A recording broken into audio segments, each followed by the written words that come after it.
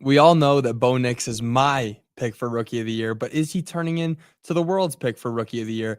This is your Denver Sports Daily for November 19th.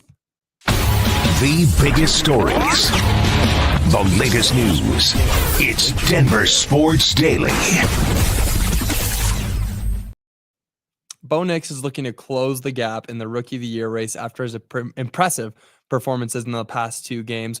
Washington Commanders' Jaden Daniels was looking like the runaway favorite, but Bo Nix is quickly gaining on him. Comparing the numbers in the past 2 weeks, Daniels has thrown for 393 yards, 1 touchdown, and 1 interception, which are fine stats. The yards are good. 1 touchdown could be better.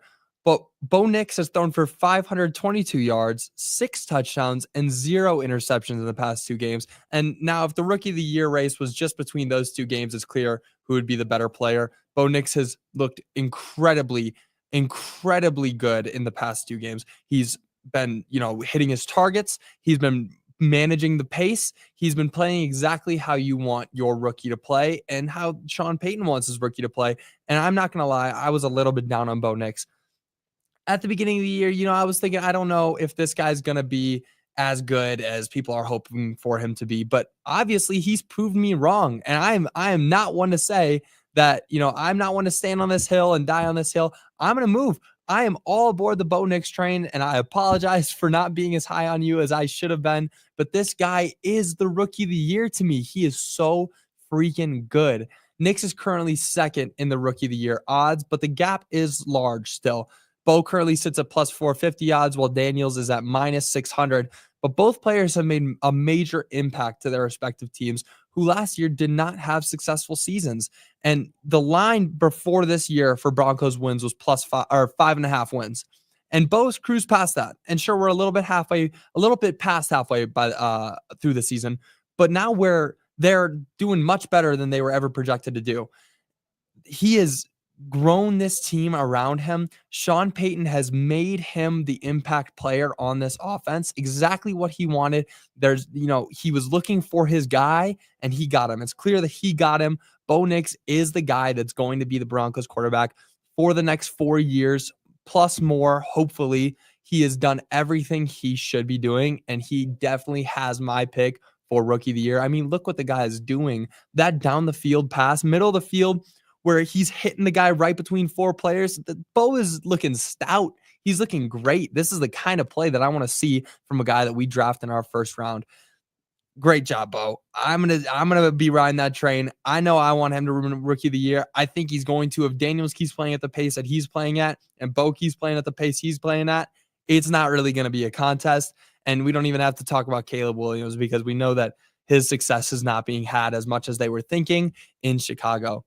But moving on, the Colorado Avalanche beat the Philadelphia Flyers last night in a game that came down to the wire. And if you guys watched that, I'm going to call it a barn burner, because it was not looking like a contest until the last about 8 minutes of the game. Both teams were scoreless in the first period. And then in the second, Cale Makar turned up, scoring 2 back-to-back goals to put the Avs up 2-0. And then Casey Middlestat added one on top of that in the third period to put the Avs up in good position to win with a 3-0 lead. However, in the last 8 minutes of the game, Philadelphia scored 2 unanswered goals and looked to tie it up in the last 2 minutes as they pulled their goalie. The Flyers took 5 shots on goal in the last 2 minutes, but luckily all of them were saved or off targets. And now with that win, the Avs jumped to 500 and sit at 10-9. They're doing great. They're on a roll. Now, with those 3 players that we talked about, Miles Wood, Jonathan Druin, and obviously Val Nichushkin coming back, this is their first win with those 3 back. Now there's going to be movement. Now they're going to start rolling on this train. They're going to start winning games. And that's where they're going to need to, put all of their chips in. Those 3 players, especially with, players like Gabe, Cale Makar, Landeskog, Nathan McKinnon, obviously, they're looking good right now. Their lines are looking great. They just need to start getting some wins. That's all they need to do right now, start getting some wins and hope for a deep playoff run. Now, moving on, the Denver Nuggets take on the Memphis Grizzlies for the second game in a row tonight to continue their mini series with Memphis. This is the second in-season tournament for the game for the Nugs, and should be looked at as a must-win if they want to stay in contention for the NBA Cup. The Nuggets are coming into this game as underdogs, as Nikola Jokic is still a game-time decision on if he will play. Now, the Nuggets have struggled in the past 2 games without the reigning MVP, most notably in the scoring category. In the past 2 games that Jokic has sat out, the Nuggets haven't scored more than 94 points. And what's crazy about that is that in this season, they haven't scored less than 100 in any game that he's been playing. And that's where you can see on the score sheet.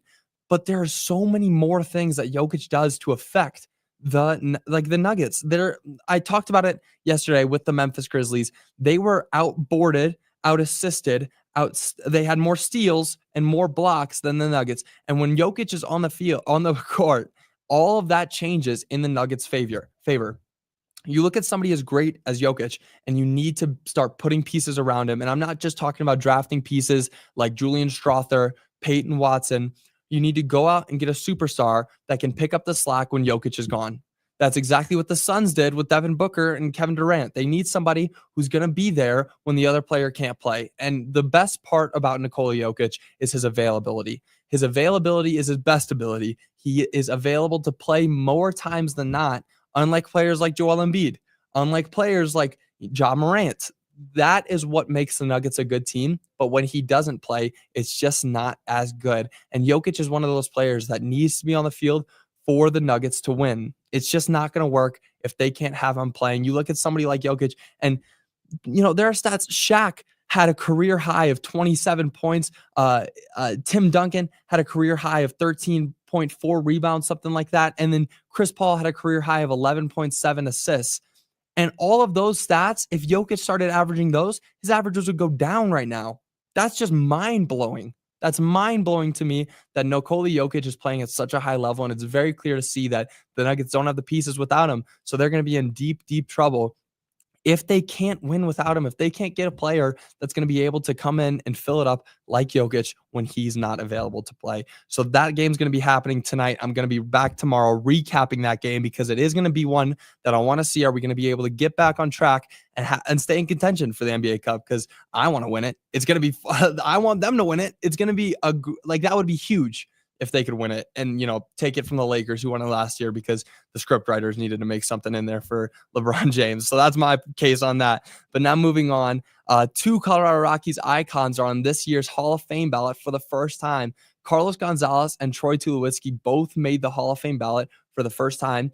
Now, neither player is necessarily expected to be inducted. However, they are now both eligible after spending over 10 years in the league and retired for 5. Now, they would be joining last year's Rocky inductee, Todd Helton, who was the second Rocky ever to be enshrined behind Larry Walker. Gonzalez is a 3-time All-Star, 3-time Gold Glove Award winner, and 2-time Silver Slugger Award winner in the outfield. So he's got a great case. And Tulowitzki is a 5-time All-Star, 2-time Gold Glove Award winner, and 2-time Silver Slugger Award winner. Now, those 2 players, great stats, great award lists, a lot of different things that made them great players to be Hall of Fame eligible. I don't think that they'll get in this year, but it would be great to see if we could have another Rocky get in there. The Rockies right now don't have a lot to look forward to, so this is one of those things that would be great to see. Just give them some hope. Obviously, these are things that happened in the past, but wow, would it be great to see something like this happen? The Rockies don't have anything to look forward to right now. So it'd be good to see if we can get something from the past that makes us, reminisce the good old days. But that's going to do it for your Denver Sports Daily today. I do want to read some of your comments. Good morning, Joey. Good morning, Travis. Let's see. It's between him and Jaden at this point. I think whatever team makes the playoffs could decide it. That's a great point. Now, what I will say is that I think the Washington Commanders are almost shoo-in for the playoffs. I don't want to say shoo-in because there's still a lot of time for movement, but the way that they've been playing, not just on offense, but on defense, they look like they're a playoff team. The Broncos do too, but they had that 2-game skid against 2 great teams, the Ravens and the Chiefs. But it's just there's going to be movement. There is going to be movement still. But if it's going to come down to that, then I wouldn't put all my chips on Bo because I think that the Washington Commanders are more likely to make the playoffs at a higher seed than the Broncos. But I think that both teams are going to look really good, and I think that they both have the ability to go to the playoffs this year. Let's see. I believe that Knicks will take us to the Super Bowl sooner rather than later. I believe that too. If they can get some good receivers on this team, especially like tight ends, some new running backs, if they can kind of bump up this offense, this team could be a Super Bowl team in the next 4 or 5 years. I definitely agree with you there. Let's see right here. Cale Makar was unreal last night. Should have had a hat trick if that one goal wasn't disallowed. Yeah, Cale Makar looked great. I was watching that last 2 minutes, and when they pulled the goalie, I was like, Cale, just shoot it just get it across the ice. Get it in there, man. Like, that would be so much fun to see Cale. That would have been his second hat trick of all time, I believe. He had his first last season. I think it was in March or April, but that would have been his second all time. That would have been really, really fun to see.